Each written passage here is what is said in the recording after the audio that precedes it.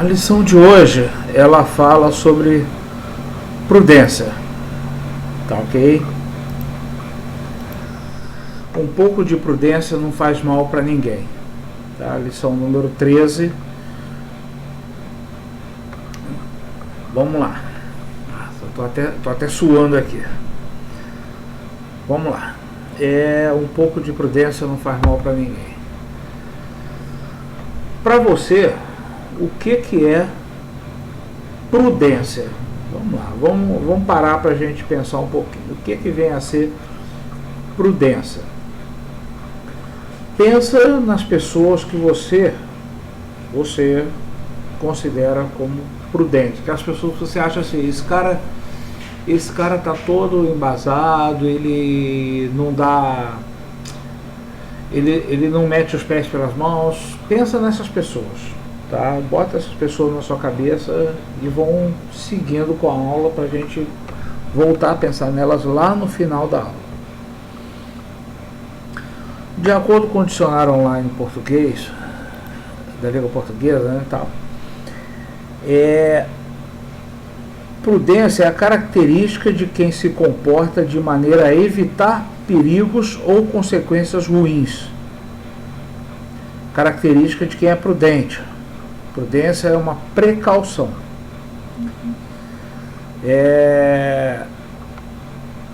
O dicionário traz dessa forma, em que há sensatez, que demonstra ou age com paciência. Uma pessoa em que há sensatez, que demonstra ou age com paciência, ponderação, calma. Traduzindo, aquela pessoa que não mete os pés pelas mãos. Ela não é sinônimo de estagnação e nem de covardia. Tá? Prudência não é o cara ficar, como a gente diz no exército, não é o cara colar as placas, não.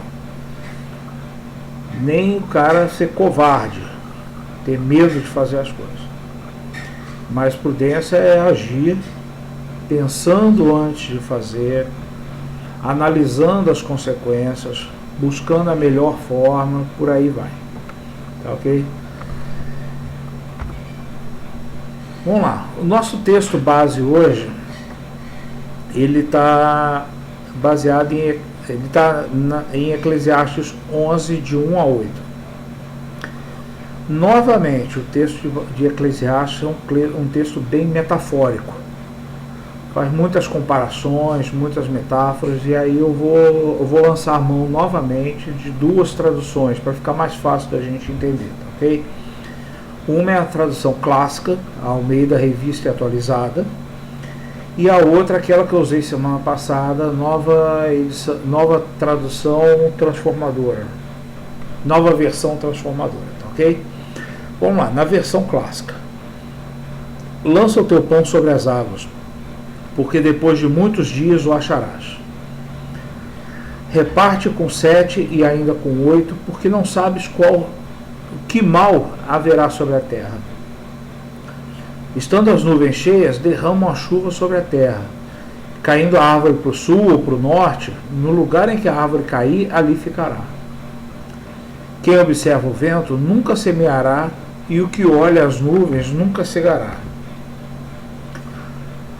Assim como tu não sabes qual o caminho do vento, nem como se formam os ossos no ventre da mulher grávida, assim também não sabes as obras de Deus, que faz todas as coisas. Pela manhã, semeia a tua semente, e à tarde não retires a tua mão, porque tu não sabes qual prosperará, se esta ou aquela, se ambas serão igualmente boas. Certamente, suave é a luz e agradável aos olhos ver o sol. Porém, se o homem viver muitos anos e em todos eles se alegrar, também se deve lembrar dos dias de trevas, porque hão de ser muitos. Tudo quanto sucede é vaidade. Agora vamos olhar a nova versão transformadora. Nossa, saiu até errado o slide aí. Nova tradução transformadora. Vamos lá. Envie os grãos de sua colheita mar afora, e com o tempo isso lhe trará retorno. Invista os seus recursos em vários lugares, pois desconhece os riscos adiante. Quando as nuvens estão carregadas, vêm as chuvas. Quando a árvore cai, para o norte ou para o sul, ali permanece. O agricultor que espera as condições de tempo perfeitas nunca semeia. Se ele fica observando cada nuvem, nunca colhe. Assim como é impossível entender o caminho do vento ou o mistério do crescimento do bebê no ventre da mãe, também é impossível entender as obras de Deus, que faz todas as coisas. Semeie pela manhã e continue a trabalhar à tarde, pois você não sabe se o lucro virá de uma atividade ou de outra, ou talvez de ambas. A luz é doce. Como é bom ver o nascer de um novo dia. Se você chegar à velhice, desfrute cada dia da sua vida. Lembre-se, porém, que haverá muitos dias sombrios. Nada do que está por vir faz sentido. Ok? Vamos lá.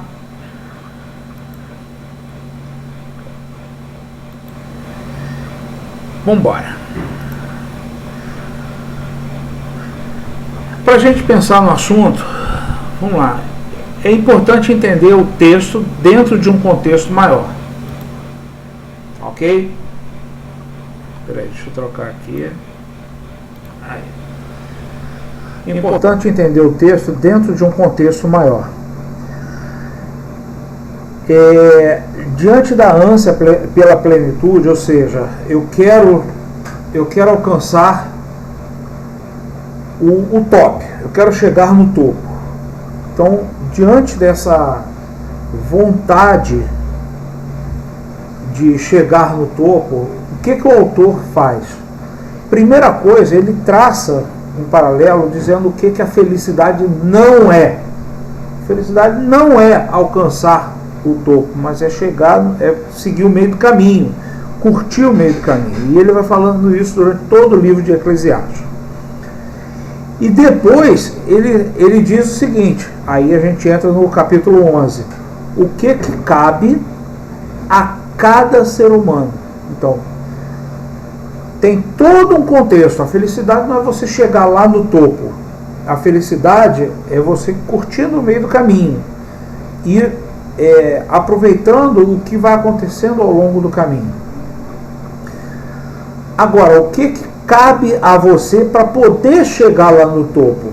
Curtindo o meio do caminho, sendo feliz no meio do caminho e chegar no topo feliz. Aí ele traz o seguinte, olha, nada disso aqui, ó, e a gente vai fazendo um apanhado desde o início do livro. Conhecimento, prazeres, a prosperidade da vida, o trabalho, nada disso em si traz prosperidade. Tudo isso traz prazer. Tudo isso, na visão do autor, é vaidade. Lembra da lição anterior, que a tradução da palavra, a palavra que foi traduzida, Ravel, que foi traduzida para vaidade, ela tem um sentido de vapor, coisa efêmera, que acaba, ela passa e vai, né? Então, se o conhecimento passa e vai, a prosperidade passa e vai, os prazeres passam e vão, o seu trabalho propriamente dito, se tudo isso passa e vai, então onde é que está a felicidade?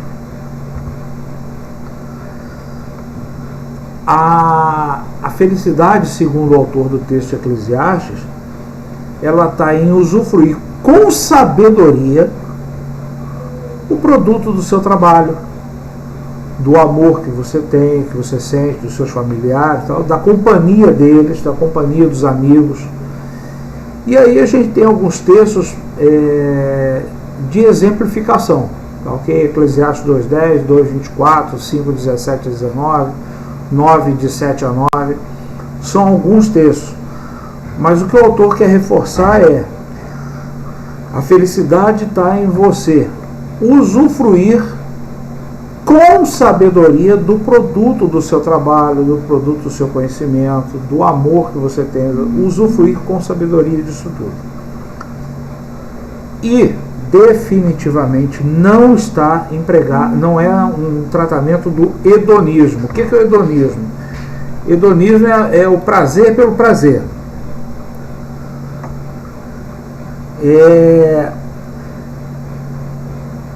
O hedonismo, ele é basicamente aquela coisa do prazer sem sentido, tá? Eu tenho que ter prazer a qualquer custo e eu vou obter prazer por ter prazer. Então entra num círculo vicioso. Não é isso que o texto trata. Ele fala que a busca frenética pela felicidade como objetivo, eu tenho que fazer isso para alcançar a felicidade lá na frente, né? Eu vou trabalhar pra caramba para poder comprar um carro lá na frente. A gente fica muito preocupado em comprar o carro e esquece de viver esse momento agora de que eu estou trabalhando, que eu fiz um trabalho bem feito, de gozar desse prazer de ter o trabalho bem feito, de gozar do meio do caminho, né? Aquela comparação que eu fiz na aula passada, acho que foi na aula passada mesmo, de você curtir a viagem e não somente o final dela, né? Eu vou sair daqui, eu vou lá para Recife. Ao invés de eu simplesmente querer chegar em Recife e pegar 2 dias de estrada, não, eu vou curtindo a estrada até chegar em Recife. Entende? Então, a busca desenfreada pela felicidade lá na frente, ela nos impede de alcançar a felicidade no meio do caminho. Ok? Nessa busca coerente, a prudência, ela assume um papel de destaque. Que papel de destaque é esse? Ela é um comportamento necessário. Ou você age com prudência, ou você vai tropeçar. Ou você é prudente agora, ou então você vai tropeçar e vai cair. Você não vai chegar lá na frente. Tem uma frase que eu uso bastante no meu trabalho e que eu coloquei num dos slides lá do final, que diz assim, não planejar é planejar o fracasso. Mas a gente vai chegar nela, tá ok? Então você age com prudência hoje, pensa 2 vezes antes de fazer as coisas, para que você possa alcançar o seu objetivo final. E ela é uma antítese, ou seja, ela é exatamente o inverso do que nos livros sapiensais da Bíblia, em Eclesiastes, em Provérbios, tal, é chamado de loucura ou insensatez ou estultícia, né? São termos aí, mas tudo com o mesmo significado, da imprudência. Então a prudência, ela é a antítese da insensatez, ela é o inverso da insensatez. Prudência e sabedoria são 2 temas que percorrem todo o livro de Eclesiastes. Ele passa por todo o livro, não fica num capítulo X, num capítulo Y. Esses 2 temas, prudência e sabedoria, estão andando juntos o tempo todo. Estou tentando me ver na câmera aqui para ver o que está saindo para você. Eles andam juntos o tempo todo. Diversas vezes o autor apresenta conselhos sobre a vida e como aproveitar essa vida. Então você pega Provérbios, você pega Eclesiastes, mas Eclesiastes é muito mais direto nesse sentido. Ele vai te apresentando conselhos sobre a vida. Faz isso, não faz aquilo. Faz isso, não faz aquilo. Faz isso, não faz aquilo. Então ele vai te dando conselhos o tempo todo. E sempre te apresentando uma contrapartida. É o seguinte, faça isso porque você vai alcançar aquele outro. Não faça isso porque senão você não vai alcançar. E por aí vai. No capítulo 7, especificamente, o autor faz um contraponto entre a sabedoria e a tolice. Apoiar-se na sabedoria para o agir diário é bom e é prudente. Agir de forma tola é uma armadilha para a alma. Essa expressão armadilha para a alma está lá em Provérbios 18, 7. Vamos dar uma olhada nesse capítulo 7. Ele faz uma comparação o tempo todo. Melhor é a boa fama do que um unguento. Melhor é ir à casa onde há luto do que ir à casa onde há banquete, pois naquela se vê o fim de todos os homens e os vivos que o tomem em consideração. Então ele vai fazendo essa comparação. Melhor isso, melhor do que aquilo. Melhor isso do que aquilo. Melhor isso do que aquilo. Tá ok? E a Bíblia apresenta vários exemplos de como agir com prudência traz bons frutos. Mas também apresenta alguns resultados do que é agir com imprudência. E a gente vai pegar dois exemplos aqui, né? Dois exemplos que são clássicos. O segundo exemplo é mais famoso, é o da parábola das 10 virgens, né? Jesus falando, e para fazer uma comparação entre agir com prudência e agir sem prudência, ou com tolice, ou com insensatez, ele conta aquela parábola das 10 virgens. Vinha chegando o noivo e elas estavam preparadas, era como se fossem assim, as damas de honra. Nos termos de hoje, traduzindo, seriam as damas de honra. E elas estavam preparadas para a chegada do noivo, para fazer o cortejo, né? E naquele contexto lá dos judeus daquela época, a figura central do casamento não era a noiva, era o noivo, né? Hoje é que o noivo é um mero coadjuvante nessa história toda. E aliás, eu quero deixar o meu protesto aqui, tá? Sem noivo não tem casamento. Mas tudo bem, vamos voltar. Então ele apresenta aquelas que estavam preparadas, pode ser que o noivo demore, pode ser que não, e aquelas que não contavam que ele fosse demorar. Tá ok? A prudência de umas contra a falta de prudência da outra. Agora, o primeiro exemplo, eu acho que ele é mais forte do que isso. A parábola de Jesus, ela faz uma comparação. O primeiro exemplo aí é um exemplo concreto, não é uma parábola, é um exemplo concreto. Abigail e Nabal. É um fato que aconteceu com o rei Davi. Veja o que acontece nesse fato.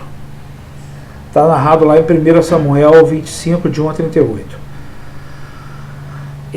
Os trabalhadores desse tal de Nabal, eles estiveram acampados juntos ao exército de Davi. Tinham levado as ovelhas para apacentar e tal, e se acamparam ao lado do exército de Davi. Eles estavam vivendo uma guerra. Davi oferece proteção para esse pessoal no meio da guerra, para que eles não fossem atacados pelos inimigos. Na época lá eu não lembro exatamente se eram os filisteus ou não, tá? Eu não li o texto por completo. Mas eles estavam... o exército de Davi oferece proteção para esse pessoal. E Davi não deixa nenhum dos seus homens pegar qualquer que seja das ovelhas desses pastores. Quando eles retornam para a casa do senhor deles, né, para o tal do Nabal, Davi manda um mensageiro e pede ao Nabal que, em troca da proteção que eles ofereceram, que Nabal mande alguma coisa para sustentar a tropa. Tá? Que mande alguma coisa para alegrar a tropa, porque o pessoal estava em guerra. O pessoal estava vivendo dias difíceis, estava em campanha. Aí o que o Nabal manda de recado pro rei? Olha a cara de pau desse sujeito. Primeiro ele pergunta assim, eu sei lá quem é esse tal de Davi? O rei, eu sei lá quem é esse tal de Davi? Quem que é esse filho do Jessé? Quer dizer, já sabia quem era. Quem é esse filho do Jessé? Pensa que é para vir me pedir alguma coisa. Quem que ele está pensando que é? Avisa para ele que aqui ele não pega nada. Então, esse é o contexto da história. O que Davi faz? Davi, como é que é o negócio? Então eu vou mostrar para ele quem é esse filho do Jessé. E parte com o exército, 400 homens para dentro da fazenda do tal do Nabal. Um dos trabalhadores do Nabal, já sabendo da fama de grosseiro dele, corre para a mulher dele, a tal da Abigail, e avisa, olha, aconteceu isso, a gente teve proteção do rei, agora que o rei mandou pedir alguma coisa, o Nabal, seu esposo, falou isso. E aí? Dá para fazer alguma coisa? Porque ele disse que vai vir aqui vingar. E a fama do Davi é de que não deixa rastro, não. Ele passa o rodo geral. O que ela faz? Ela prepara um banquete com 200 bolos, não sei quanto lá de comida, prepara um monte de coisa, manda na frente para entregar para o exército de Davi, corre na frente e ao se encontrar com Davi, se humilha na frente do rei e tal, pede desculpa porque o cara é assim, assado, porque o cara é um grosseiro, mas ela pede desculpa por estar se apresentando diante do rei, dentro da situação da época, a mulher na época e tal, mas tomando a frente nessa história. E Davi desiste da vingança, recebe os presentes que ela traz e manda avisar para ele que ele só não foi lá dizimar a casa do Nabal por causa dela. Por causa dela. Porque senão ele tinha passado o rodo. Aí ela chega e encontra o marido no meio de uma festa. E no meio dessa festa, ela deixou para lá. No dia seguinte, ele já estava meio bebum já. No dia seguinte ela chega e conta o que aconteceu. E o cara passa mal. Passado alguns dias o cara morre. Eu acho que o cara teve, pela descrição, dá a impressão que ele teve um infarto ao saber que o rei ia passar o rodo ali. Bom, aí a mulher agora se encontra na situação de viúva, uma mulher totalmente desamparada. O rei fica sabendo e vai lá e fala o seguinte, olha, convida ela para agora ser minha esposa, ela vai estar no meu palácio. Ela não vai ficar desamparada. Ao que ela aceita. Bom, contada essa história toda, qual a diferença aí? O agir com prudência e o agir sem prudência, agir por impulso. O Nabal agindo por impulso, a mulher pensando antes de fazer. Estratégia. A Abigail agindo com estratégia. Olha a diferença de atitude. Um trouxe ruína para sua casa e acabou morrendo quando soube que o rei ia fazer alguma coisa. E a outra trouxe salvação para sua casa, salvou todo o seu pessoal de ser dizimado. E ao morrer, ao ficar viúva, ainda achou graça diante do rei.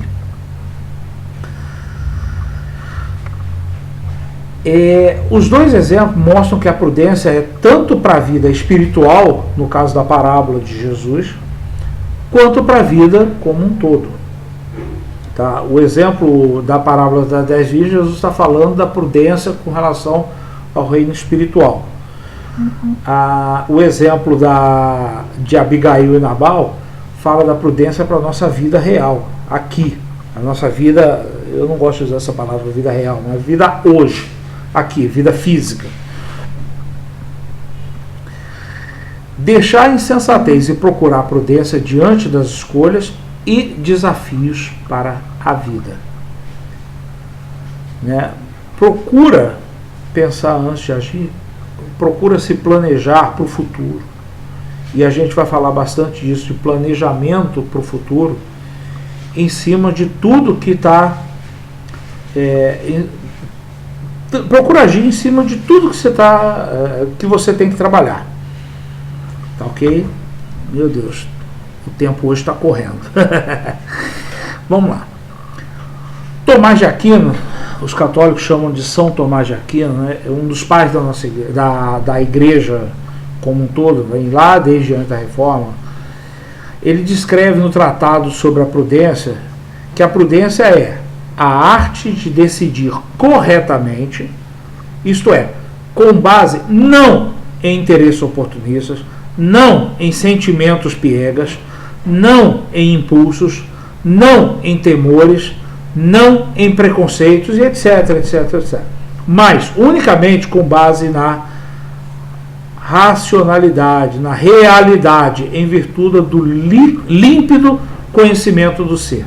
E aí tem uma expressão que ele usa em latim, recta ratio agibilium, que é a reta razão aplicada ao agir. Agir da maneira correta. Tá ok? Dentro daquilo que é correto. Para Tomás de Aquino, a prudência, então, ela tem a ver com a razão. Pensar antes de agir. É uma resposta racional e equilibrada diante das situações. Ou seja, não é agir por emoção, por impulso. Em Mateus 10,16, aí tem um texto que é bem famoso. O próprio Jesus adverte sobre a prudência. A palavra usada ali tem algumas traduções que falam, é aquele texto famoso assim, sede simples como as pombas, prudentes como a serpente. A palavra que é traduzida como prudente, frônimos, a tradução mais exata dela é sábio, mas ela pode ser usada também como esperto, como astuto. Tem algumas traduções que falam astutos como a serpente. Então ela tem a ver com o saber agir, tá? E o prudente não fica fora, né? O prudente é também saber agir. Jesus chama a atenção para a astúcia diante dos perigos. Ele está dizendo, olha, eu estou mandando vocês para o meio de lobos. Aonde vocês estão, vocês vão ter, só tem cobra criada em volta. Então vocês sejam simples, do jeito que as pombas são simples, estão ali agindo até com uma certa ingenuidade e tal, mas fiquem espertos, não dê mole, tá? Não é para se acovardar, mas é para você agir com sabedoria. Às vezes uma palavra mais dura pode ser necessária, às vezes pode ser mais necessário você ficar quieto. Volto lá em Eclesiastes 3, há tempo de falar e há tempo de calar, né? Saber recuar quando é necessário e avançar quando e quanto for preciso. No exército a gente tem a técnica do recuo também. Você divide para conquistar, você avança um pouco em vez de avançar muito, porque avançar muito pode ser prejudicial. Você vai aos pouquinhos, não tenta abraçar o mundo inteiro de uma vez, ok? Agir com prudência não é abrir mão da razão e nem da sabedoria. É amadurecer para saber lidar com as emoções e ir além delas. Então a gente, quando é adolescente, a gente tem muito essa coisa de agir por impulso. Mas conforme a gente vai ficando mais velho um pouquinho, né? Eu já estou um pouquinho mais velho que a maioria dos jovens aí, já estou com meus 50, a gente vai aprendendo a baixar a bola, pensar um pouco mais antes de fazer, tá ok? Então é você amadurecer com o tempo para você saber lidar com as emoções, segurar a onda. Então a prudência é, portanto, tá aí no slide, agir com a razão e não por impulso. É um ato racional de celebração da razão. Você vai ver que quando você pensa antes de fazer, o resultado é muito melhor.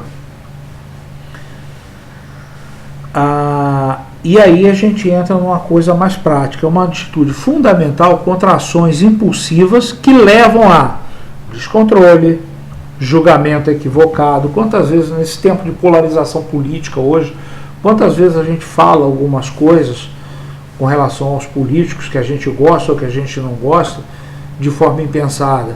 Quantas vezes a gente toma uma atitude mais grosseira em relação a alguém que fez alguma coisa, um amigo nosso, sem a gente pensar, e depois a gente se arrepende, tá?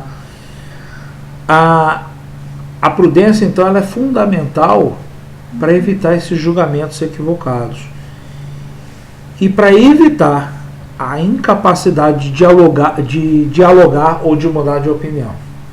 O cara que pensa antes, ele é muito mais fácil de conversar. Tem gente que só faz por impulso, e na hora de conversar ele não aceita a opinião de ninguém, porque ele não consegue pensar. Ele só consegue reagir. Isso não é prudência. Bom, o texto de Eclesiastes 11, ele é um convite à ação com prudência e uma resposta à mesmice. Olha o que o texto desafia, olha só.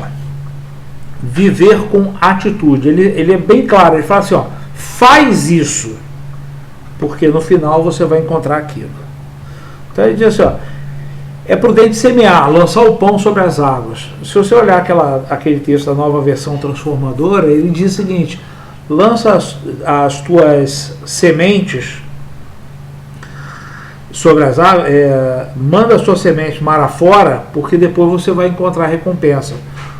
Ele pode estar falando de você fazer as suas vendas, mesmo para quem você não conhece. Você, como produtor, vende para quem você não conhece, para quem está longe, porque você vai ter retorno. Não fica preso só aos seus clientes. Por exemplo, né?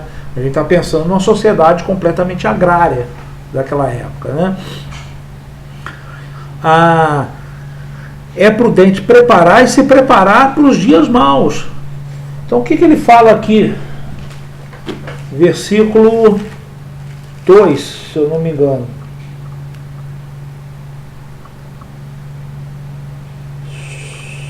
Depois de muitos dias atrás. O versículo 6. Semeia pela manhã a tua semente, e à tarde não repousa a mão, porque não sabes qual prosperará, ou se essa ou se aquela. Tem um texto que ele fala aqui, lembrar-se do dia de trevas. Tá aqui. É o 8. Ainda que o homem viva muitos anos, regozije com todos eles. Em todos eles. Contudo, deve se lembrar dos dias de trevas, que são muitos. Não era isso. Que ele fala que a gente não sabe o que vem pela frente. Depois eu acho aqui. Tá? O versículo 2, particularmente, que ele fala sobre reparte com 7 ou com 8, que é você distribuir os seus investimentos, não aposta todas as suas fichas num único investimento, financeiramente falando mesmo. Então o cara que pega e bota tudo nas ações, sei lá, bota nas ações da Petrobras, aí a Petrobras tem uma queda, o cara perdeu tudo. Se ele pega e divide em vários, Uma caiu, a outra levantou, uma compensa a outra, trazendo para os nossos dias hoje, entendeu? Divide os teus investimentos, não aposta todas as suas fichas num só, reparte. Só que é o seguinte, a gente não pode também viver com tanta cautela a ponto de ter medo de fazer as coisas, de ficar congelado. Eu mesmo, Marcos, eu passo por isso muitas vezes. Às vezes eu fico pensando tanto antes de agir que acabo não agindo e perco oportunidades. Vou citar de novo, como eu citei semana passada, aquele meu chefe que dizia que a oportunidade, ela de frente é um bicho gordo, peludo e lerdo. De costas ele é liso, escorregadio e ágil. Ou seja, depois que ela passa, a oportunidade depois que passa para você pegar de novo, é um Deus nos acuda. Pega enquanto ela está vindo, pega na hora certa. Tá? Então vamos dar uma olhada nas metáforas do texto, né? Então a gente tem duas abordagens nessa história. A primeira abordagem, ela faz o seguinte, o que ele trata? Que vamos pegar a nuvem. A nuvem não obedece padrões estabelecidos por ninguém, ela segue as leis próprias.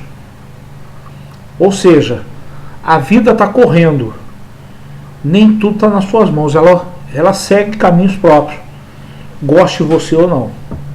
Então saiba se preparar para a vida.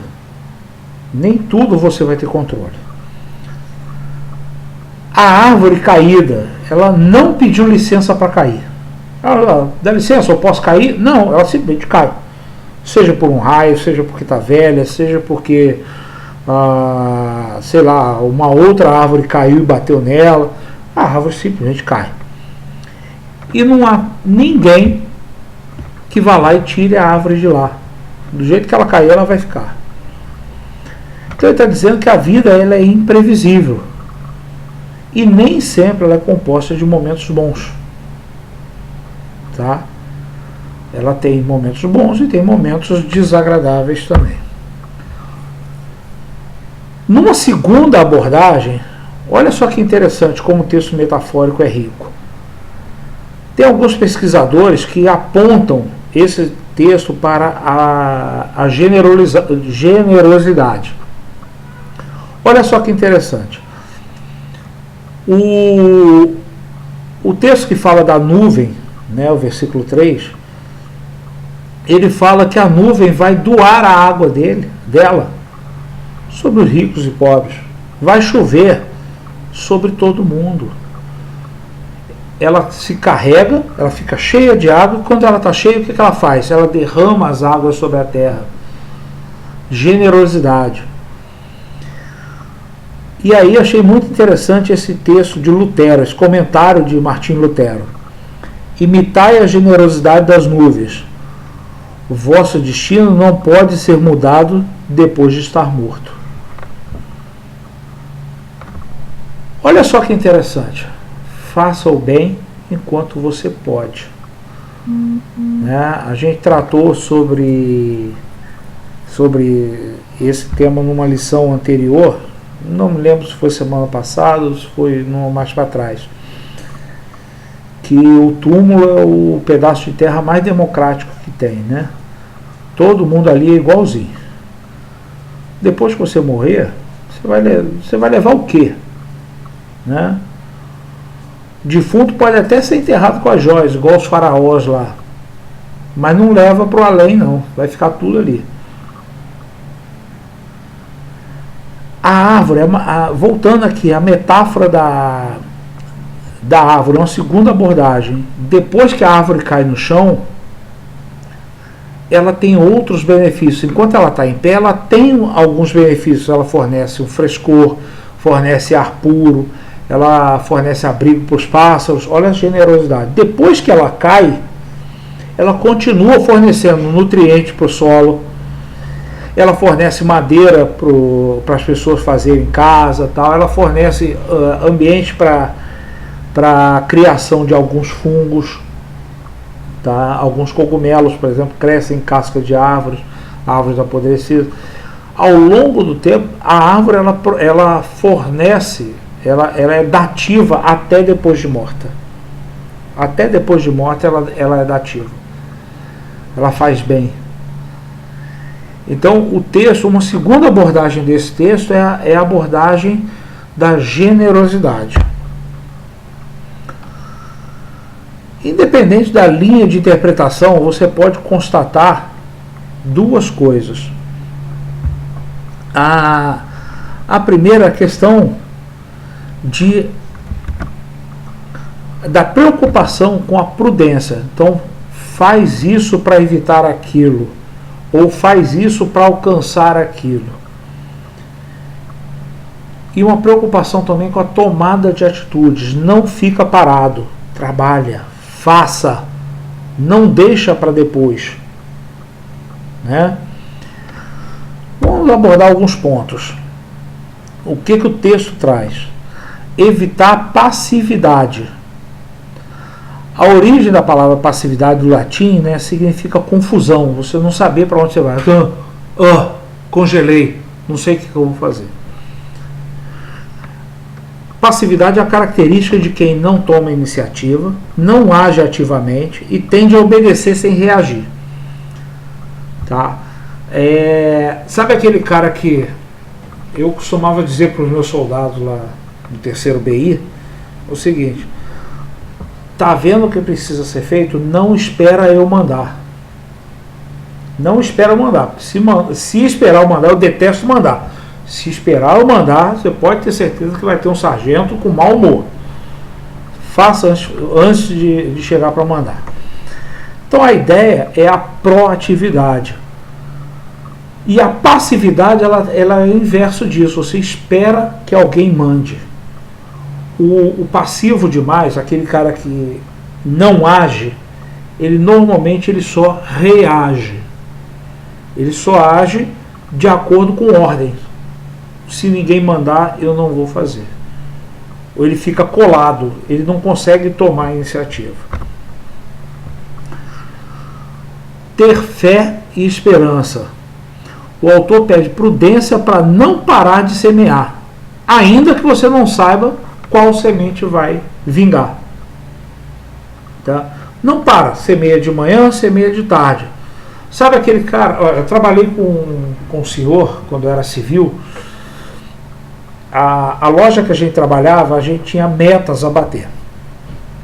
E se a gente ultrapassasse muito as metas, acontecia um fenômeno. A nossa comissão era reduzida.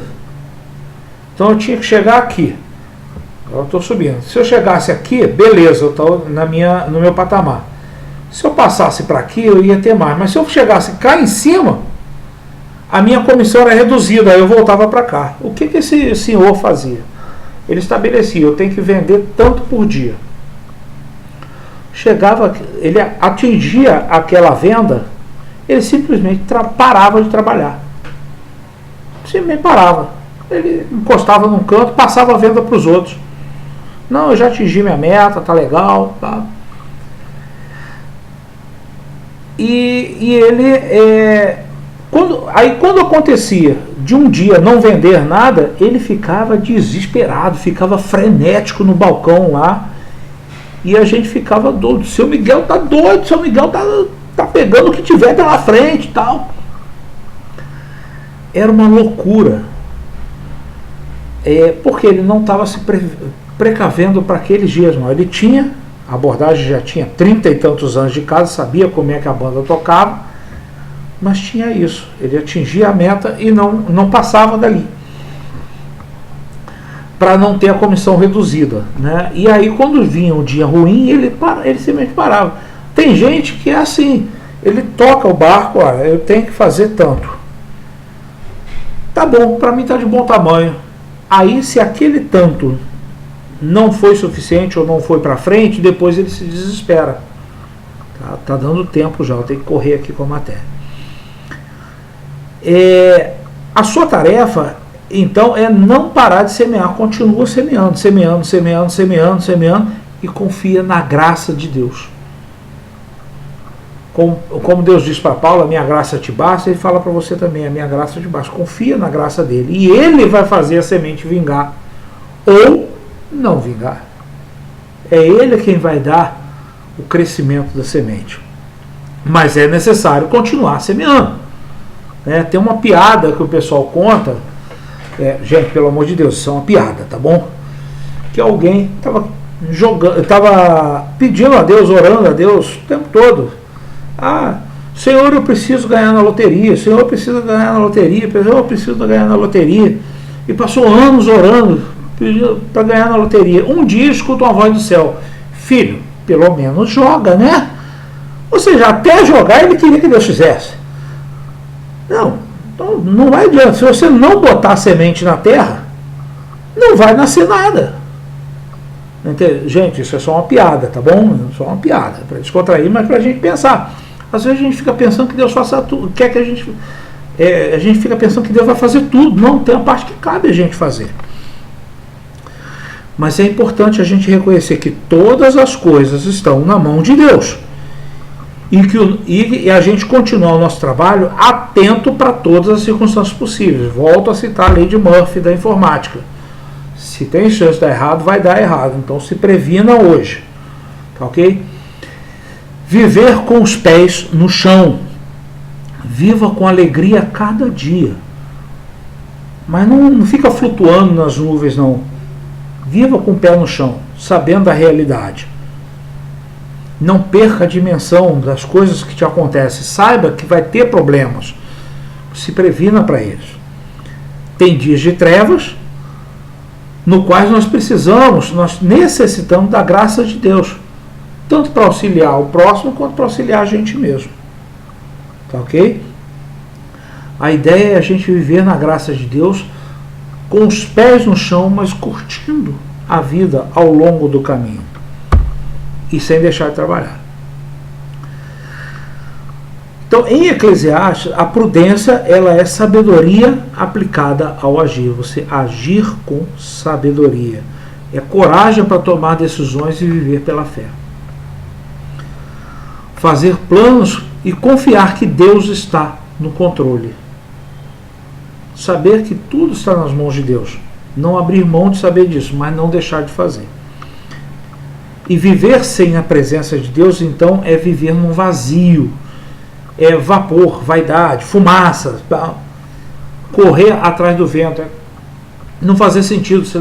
O vento está indo para onde? Não sei, mas eu estou indo atrás. Não sei, mas eu estou indo atrás. Viver sem sabedoria, viver sem prudência é isso. Deus não deseja paralisia nem apatia. Diante dos desafios, devemos buscar direção e discernimento.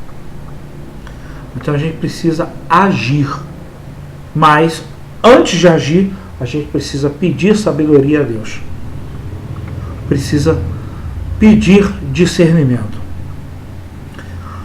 Aí olha só que legal essa frase. O planejamento e a iniciativa devem nos ajudar a projetar um futuro. Semear na vida e para a vida. Né? Fazer a semeadura aqui para esta vida. Não ficar pensando só no futuro, mas pensar agora. Pensar também no agora. Olha só que interessante essa frase, eu achei muito bacana. O livro do Alice no País das Maravilhas, né? A Alice chega e pergunta para aquele gato fantasmagórico lá: você pode me dizer que caminho que eu devo tomar? Ele, vem cá, mas tudo vai depender de para onde você quer ir. Não, mas eu não sei para onde ir.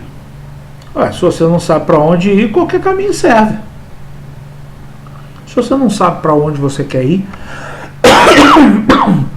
desculpa, se você não sabe, qualquer caminho vai. Você quer ir para onde? Eu quero ir para o norte ou quero ir para o sul? Não sei. Então tanto faz você ir para o norte ou para o sul, vai dar mesmo.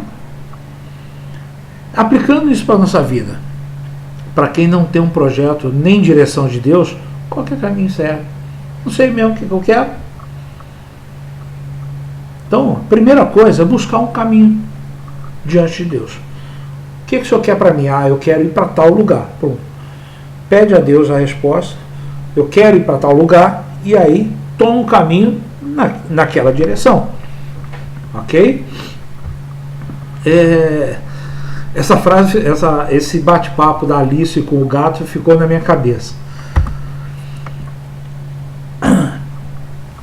Outra coisa, aprender a viver com simplicidade. Já estou passando 3 minutos aqui do horário. Aprender a viver com simplicidade.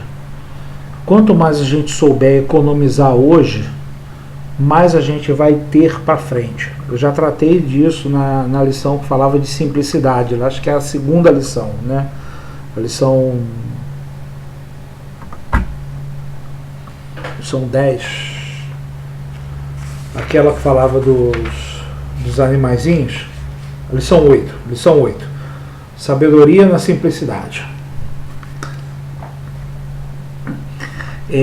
Quanto mais a gente puder economizar hoje, mais a gente terá no futuro.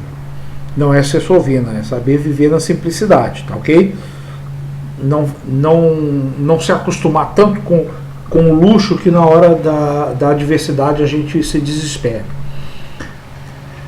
E aí a lição fala da idolatria de mercado. Então a gente tem que comprar. E isso leva ao endividamento, a uma compra impensada e principalmente a problemas para agora e para o futuro. E aí a frase, cuidado com o cartão de crédito. Muito cuidado. Dá dor de cabeça. Pode ter certeza que dá. Ok?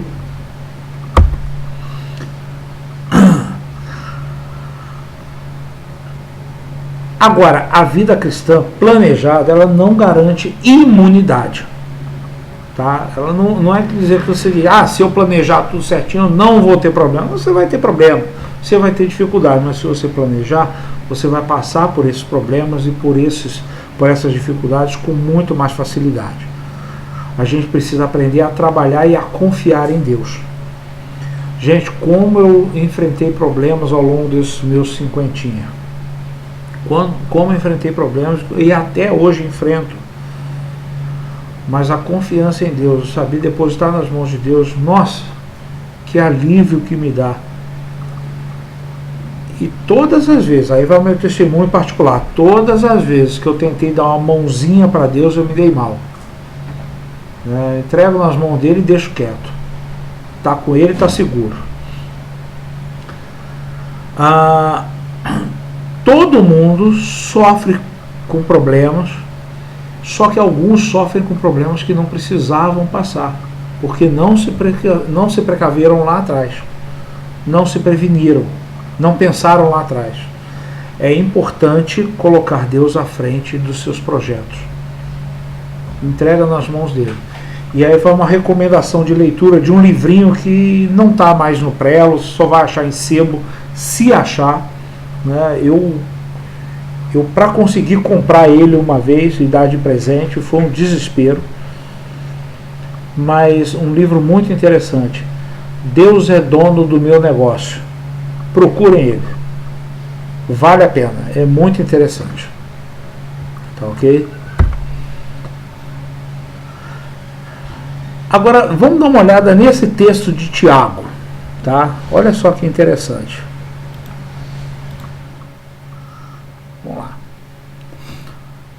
Prestem atenção, vocês que dizem hoje ou amanhã iremos a determinada cidade, ficaremos lá um ano, negociaremos ali e teremos lucro. Como sabem o que será de sua vida amanhã? A vida é como uma névoa no amanhecer, aparece por um pouco e logo se dissipa. O que devem dizer é, se o Senhor quiser, viveremos e faremos isso ou aquilo. A palavra de Tiago aí está em depender de Deus. A gente não sabe o que vai acontecer, mas colocar nas mãos de Deus facilita muito. Ok? Tem que correr aqui com a matéria. Devemos ser responsáveis, dependemos de Deus, mas continuamos com as nossas obrigações, como cidadãos, como servos. Lembra que até Jesus pagou os impostos dele, né? Dependência de Deus não é sinônimo de falta de planejamento. Não é. Deixa a vida me levar, a vida leva eu. Isso não é uma atitude cristã. Deixar a vida levar não é atitude cristã. Lançar o pão sobre as águas nos leva a uma reflexão. Não ficar parado esperando as coisas acontecerem. Ter prudência, porque não sabemos o dia de amanhã. Lança a semente, planta. Precisamos aprender a semear com fé e esperança. E por mais que a gente tenha sabedoria, a gente nunca vai saber o que está na mente de Deus. A gente não sabe os desígnios de Deus para o futuro. Deus está muito além do que sonha a nossa compreensão. A nossa prudência deve nos levar a semear sempre, independente se vai vingar ou não, mas a gente tem que semear. E olha só, esse texto do versículo 8. Se você chegar à velhice, desfrute cada dia da sua vida. Lembre-se, porém, que haverá muitos dias sombrios. Nada do que ainda está por vir faz sentido. Então, o que está para frente você não sabe. Faça a tua parte hoje, curta hoje, mas se previna para o dia da frente. Você não sabe o que está por vir. Tá? E para fechar, prudência não é sinônimo de medo ou de falta de fé. Então, quem age prudentemente não é porque não tem fé, é porque pensa antes. Pelo contrário, é porque busca a orientação de Deus. Ao contrário, com prudência podemos avançar sempre na segurança do Senhor. A nossa vida pertence a Deus. Com fé, confiança e prudência, a gente alcança os nossos alvos, a gente vive para a glória de Deus e a gente promove vida e justiça nessa terra. E aí, voltando lá no início da aula, pensa antes de agir, para não se arrepender depois, como uma forma de você planejar e como forma de se precaver. E aí eu vou falar de novo aquela frase: não planejar é planejar o fracasso. E aí deixo para vocês qual é o papel da reflexão na sua vida. O quanto que você pensa antes de agir. Tá ok? Vamos fechar a aula agora porque já vai começar o culto. Pai Celeste, Deus bondoso, obrigado, Senhor, pela tua providência, porque a aula pôde seguir sem maiores problemas. Pai de amor, continua nos abençoando e promovendo, Senhor, a edificação nas nossas vidas. Em nome do teu Filho Jesus Cristo. Amém. Gente, até semana que vem, nova unidade didática. Até lá.